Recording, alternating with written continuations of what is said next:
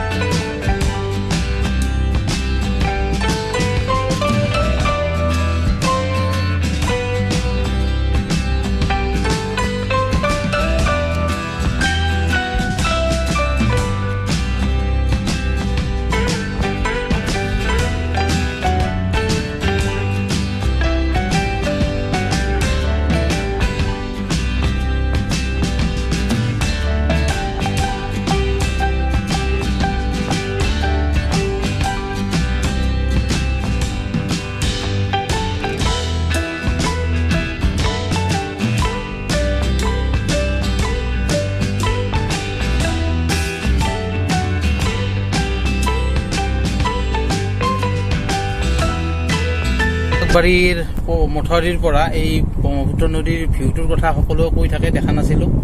আজি প্ৰথমবাৰ দেখিলোঁ, বৰ ধুনীয়া লাগিছে। এই মানে ভিউটো দেখা পাই মোৰ ডিব্ৰুগড়লৈ মনত পৰিছে।